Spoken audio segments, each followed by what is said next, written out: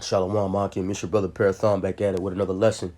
But first and foremost, I want to give all praise, honor, and glory unto Yahweh, Bahashem Yahweh Shai, Bahashem Rechak Wadash. Double honors to the apostles and elders of Great Millstone who teach and rule well.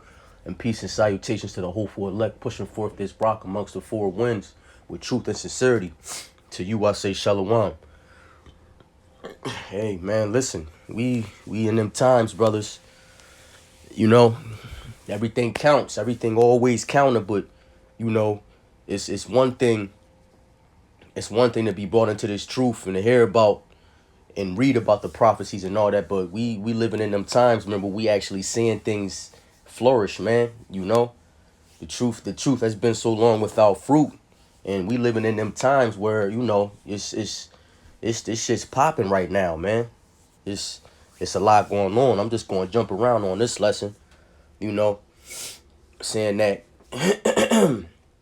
you know we supposed to be moving accordingly and in a godlike manner, so to speak.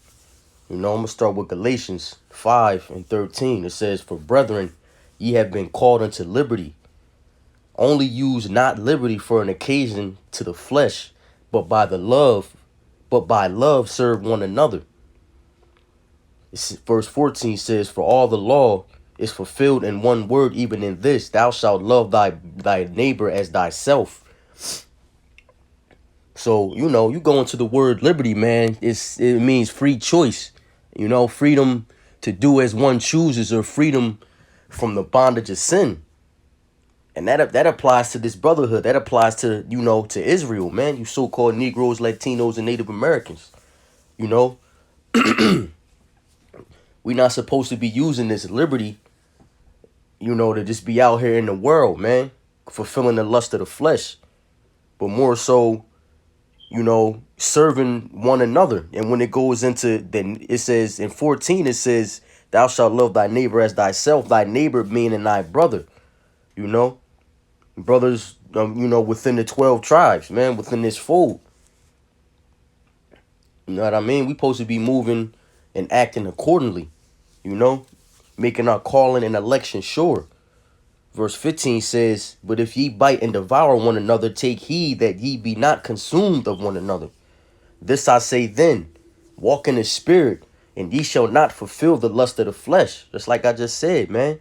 We're supposed to, you know, walking in that spirit, you know, rehearsing these righteous acts, you know, constantly studying, constantly reading, and building yourself up in this truth. You know, because when you do that, you're not fulfilling the lust of the flesh. It's only you either going to feed one and starve the other. You either going to feed the flesh and starve the spirit, or you going to feed the spirit and starve the flesh. Let's see. It says, verse 17, it says, "For the flesh lusteth against the spirit, and the spirit against the flesh. And these are contrary the one to the other, so that ye cannot do the things that ye would."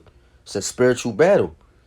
You know, like I just said, man, you going to feed one, or you going to starve the other. There's no doing both. You know, a false balance is an abomination to the Lord. You know, so we supposed to be in the spirit, man. You know, we not perfect in these bodies, in these chambers of darkness, but you know, at all times, man, we supposed to be feeding the spirit, man, staying in the spirit, man, around like-minded brothers. You know, because, you know, scriptures say, man, while when you come to serve the Lord, man, you're going to be prepared prepare thy soul. You know what? I'm going to just get it. Let me just get Sirach real quick. Sirach 2, I'm going to just start at the top. It says, "My son, if thou come to serve the Lord, prepare thy soul for temptation." It says, prepare thy soul for temptation, man. Temptation of what? The flesh. What the flesh wants. You know, being caught up in this world, man. You know, whether it's, you know, whether you man, it's the list goes on of what you know, these fleshly lusts that we dealing with on this side. Whether it's your job, your family, you know, money, women, you know, circumstances the Lord got you in, and you not aware of that. It's you know, you put in these circumstances that you know, to build yourself up. You being tried. You know, you being tried, man. Let me get. I'm gonna just keep on reading because we're gonna get to that point. It says, verse 2, set thy heart aright and constantly endure, and make not haste in time of trouble. It says, cleave unto him and depart not away, that thou mayest be increased at thy last end.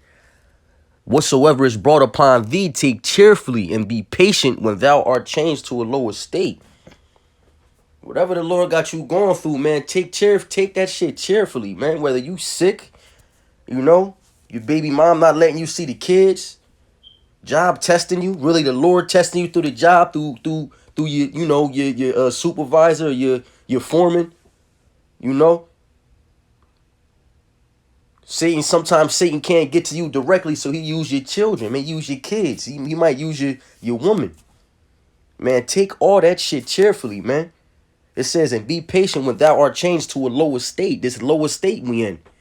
We are in our lower state right now. These weak ass feeble bodies. We get sick. We get tired. We gotta work out and eat healthy to be in tip top shape. You know, we gotta deal with ailments. You know, point in 5, it says, for gold is tried in the fire, and acceptable men in the furnace of adversity.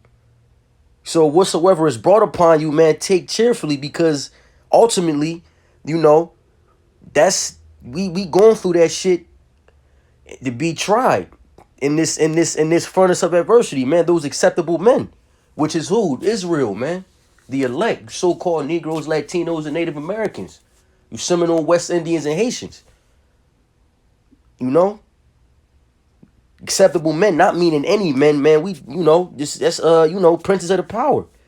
Yashar Allah. You know, it says, believe in him, verse 6, believe in him and he will help thee. Order thy way aright and trust in him. Because, man, without Yahweh, Yahweh Shai, we ain't shit, man.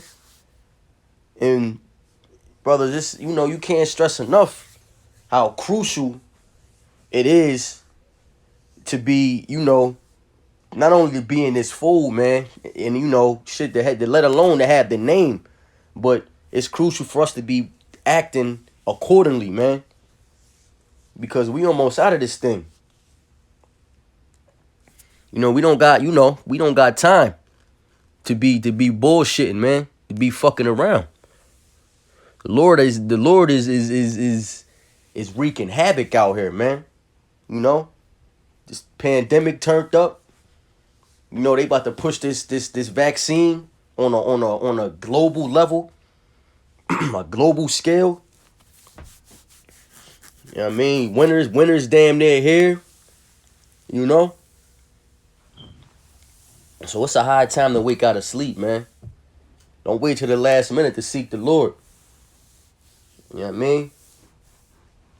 You know, I didn't want to make this a long lesson. You know, I just wanted to hit a couple precepts. Let me see.